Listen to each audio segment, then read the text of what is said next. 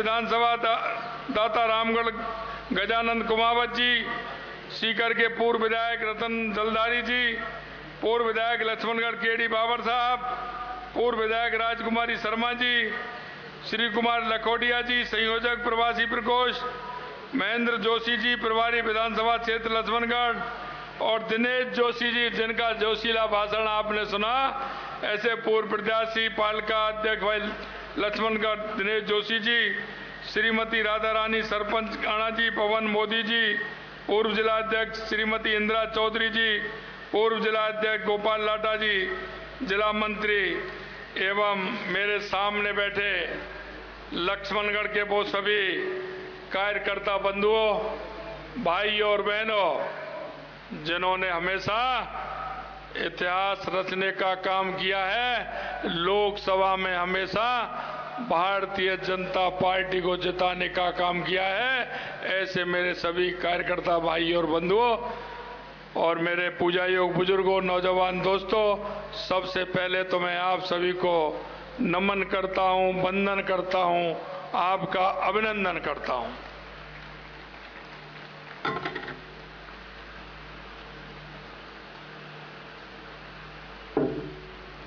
मित्रों, मुझे पता है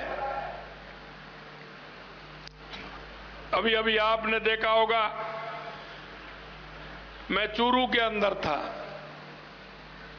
और जब मैं वहां से आ रहा था तो मैं भी 10 मिनट लेट होने का कारण हुआ कि बूंदाबांदी होने लग गई थी।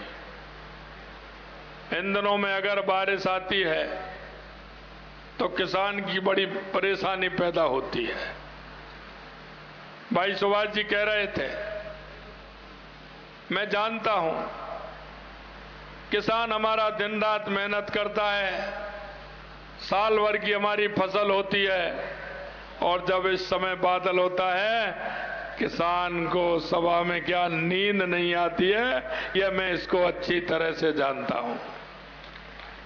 हमारा किसान मेहनत करते हुए धरती माता का सीना चीर करके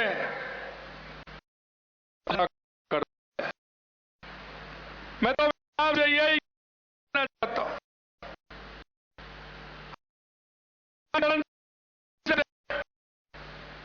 क्या किसान के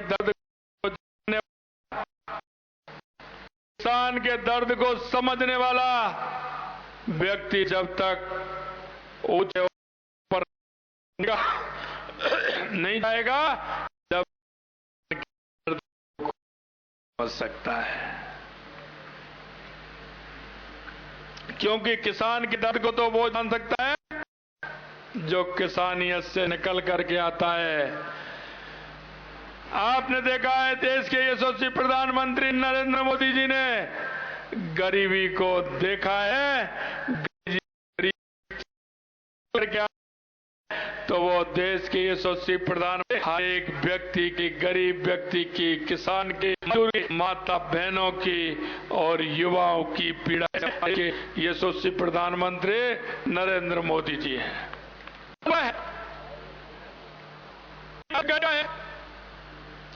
किसान के किस तरह की हालत है और किसान जब काम करता है, अपने बच्चे को पढ़ाता है तो कैसे कैसे पढ़ाता है। लेकिन मैं कहना चाहता हूं आपसे, यह लक्ष्मणगढ़ की धरती है, सीकर की धरती है। यहां का किसान खेत में काम करता है और यहां का जवान सीमा पर देश की सुरक्षा करता है। यहां का वो किसान का बेटा सीमा पर 50 डिग्री टेम्परेचर होता है, वहां काम करता है और -, डिग्री टेम्परेचर होता है, वहां भी इस किसान का बेटा सीमा पर काम करता है। हमें पता है, लेकिन मैं मित्र कहना चाहता हूं आपसे, किसान किस तरह से अपने पुत्र को, अपनी पुत्री को स्कूल भेजता है, पैसा सूद पर लेकर के आता है, उस बेटा और बेटी के विश्वास से लेकर के आता है, अपने कर्म को, जो कर्म है पिता का, उसको पूरा करता है। कोचिंग भी कराता है, हॉस्टल में भी रखता है, किराए का मकान भी दिलाता है। लेकिन जिस दिन वो पेपर की गारंटी होती है और वो पिताजी को कहता है, पिताजी मैं निश्चित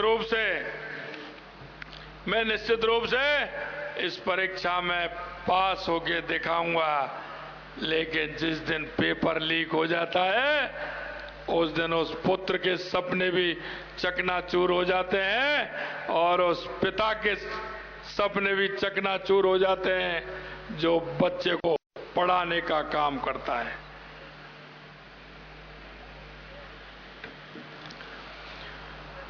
मैं आपसे इसलिए कहना चाहता हूं मित्रों, क्या उस किसान पुत्र का दुख दर्द भी किसी ने नहीं देखा?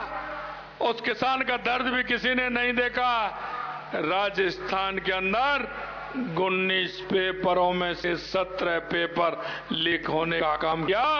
यह उस किसान के साथ और किसान के बेटे के साथ अन्याय किया है। हमने आपके बीच में कहा था, चुनाव से पहले हमने आपसे वायदा किया था, हमारे संकल्प पत्र में वायदा किया था कि जिन्होंने युवाओं के आंखों में आंसू लाए हैं और युवाओं के सपनों को चूर चूर किया है, हम किसी भी कीमत पर उनको छोड़ने वाले नहीं हैं। ये हमने आपको विश्वास दिलाया था। ये हम आज भी मैं आपसे कहना चाहता हूं मित्रों, धीरे धीरे एसआईटी बढ़ रही है। 85 को गिरफ्तार कर लिया। ये तो वो थे जिन्होंने नकल करके पेपर दिए थे। अगर उनमें साजिश वाले हैं ना, अभी धीरे धीरे वो भी आ रहे हैं। चिंता मत करिए, किसान और किसान पुत्र को दर्द देने वालों को चैन से नहीं सोने दूंगा, यह विश्वास कर लीजिए। मित्रों, मुझे पता है किसान की पीड़ा हम जानते हैं। किसान को सबसे पहले आवश्यकता होती है पानी की, पीने पानी की आवश्यकता होती है और फसल के लिए भी पानी की आवश्यकता होती है। मैं आपको इतना ही निवेदन करना चाहता हूं मित्रों,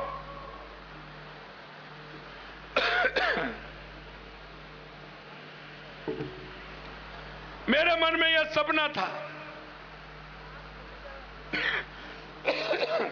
सरकार बनने के बाद मेरे मन में एक सपना था और वो सपना इसलिए था कि मैंने देखा था,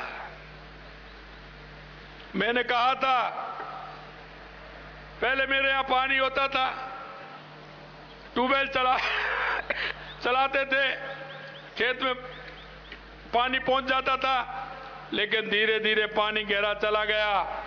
50 फुट नीचे गड्ढा था, नीचे घुसना पड़ता था,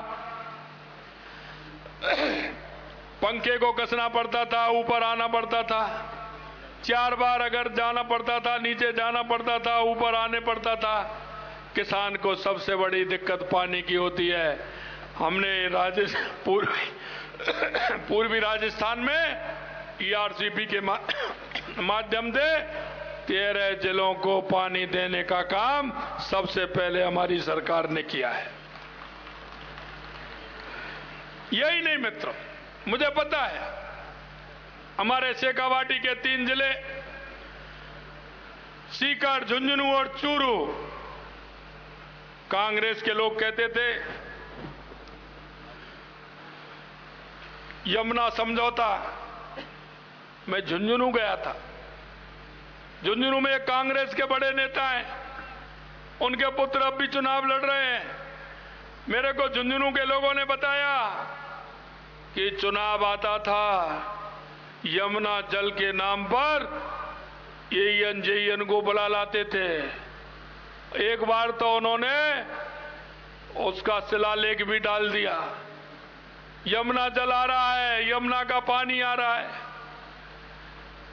मैं आपसे कहना चाहता हूं मित्रों, जब यमुना जल की बात आई थी, मैंने मेरे अधिकारियों से कहा कि अब जब जब यमुना जल की बात आई, कितनी डिमांड हमने हमारी पहली सरकारों ने की है, उनके सारे पेपर निकाल लीजिए, बताइए, उसी आधार पर हम समझौता करेंगे। मैंने देश के यशस्वी प्रधानमंत्री नरेंद्र मोदी जी से कहा कि हमारे 3 जिले शेखावाटी के हैं, जिले मजबूत हैं, जमीन भी बहुत अच्छी है, लेकिन पानी नहीं है। अगर मेरे प्यासे खेतों को पानी अगर मिल जाएगा तो आलू से सोना नहीं बना सकते, लेकिन सीकर, चूरू, झुंझुनू की जमीन पानी मिल जाएगा तो सोना उगलने का काम हमारी जमीन जरूर करेगी। हमें शेखावाटी के लिए पानी की आवश्यकता है। मैंने जब पेपर निकलवाए, कांग्रेस सरकार ने इस देश में और प्रदेश में सबसे ज्यादा राज किया है, सबसे ज्यादा। लेकिन मुझे ताज्जुब इस बात का होता है, और आपके पास अगर कांग्रेस के लोग आए तो पूछना, आपके यहां के वाले उनसे पूछ लेना, 3 बार आप विधायक हैं, आपने यमुना जल की बात कितनी बार रखी है, कितनी बार केंद्र को और हरियाणा की सरकार को पत्र लिखा है। मैं आपसे कहना चाहता हूं, मुझे कोई भी पत्र कांग्रेस सरकार का यमुना जल समझौते का पत्र भी नहीं मिला जो इन्होंने हरियाणा सरकार या केंद्र सरकार से मांग भी की हो। एक पत्र मुझे मिला 1994 का, और वो मिला माननीय भैरव सिंह जी शेखावत साहब का, जो उन्होंने हरियाणा से और केंद्र सरकार से तीनों जिलों को पानी देने की मांग की थी। मैं आपसे इसलिए कहना चाहता हूं, ये लोग गरीबी के नाम पर वोट मांगते हैं, ये लोग यमुना समझौता के नाम पर वोट मांगते हैं, ये लोग झूठ के नाम पर वोट मांगते हैं। मित्रों, कांग्रेस ने भ्रष्टाचार के अलावा इस प्रदेश को कुछ नहीं दिया, इस देश को कुछ नहीं दिया। कांग्रेस भ्रष्टाचार की जड़ नहीं है, और कांग्रेस लूट और झूठ के आधार पर चलने वाली यह सरकार है। मैं आपसे कहना चाहता हूं, हमने हमारे यशस्वी प्रधानमंत्री नरेंद्र मोदी जी से हमारी बात रखी। उन्होंने हरियाणा के पूर्व मुख्यमंत्री खट्टर साहब को कहा कि राजस्थान के इन 3 जिलों को पानी मिलना चाहिए, समझौता करिए। खट्टर साहब का फोन आया, मैं दिल्ली गया, एक दिन पहले अधिकारियों की बैठक हुई, उन्होंने कहा आपको साथ में हमारी मांग भी माननी पड़ेगी। हमने कहा बताइए, हमें तो पानी चाहिए, आप जो कहेंगे हम मानने को तैयार हैं। उन्होंने कहा कि 3 पाइपलाइन राजस्थान की जाएंगे तो 1 पाइपलाइन हरियाणा की भी उसमें साथ में ले जाना। मैंने कहा बिल्कुल ले जाएंगे, क्योंकि हमारे राजस्थान के लोग तो वो लोग हैं जो पानी के लिए बावड़ी बनवाते हैं, कुआं खुदवाते हैं, प्याऊ लगवाते हैं। आप हमारे हिस्से का पानी हमें दीजिए, हरियाणा के पानी के लिए हमारे साथ साथ पाइपलाइन डालिए, हमें कोई परेशानी नहीं है। और यह समझौता हमारे खट्टर साहब के माध्यम से, हमारा केंद्र सरकार के माध्यम से, यह यमुना जल का समझौता हमारा पहली बार हमारा यह समझौता हुआ है। मैं आपसे यही कहना चाहता हूं मित्रों, कांग्रेस के लोग आए उनसे पूछिए। अभी अभी मेरे से कह रहे थे प्रधान का चुनाव, अरे वे कुछ भी कर सकते हैं, और मैं आपको विश्वास दिलाना चाहता हूं, उन्होंने जो गलती की है लक्ष्मणगढ़ की जनता कभी माफ नहीं करेगी।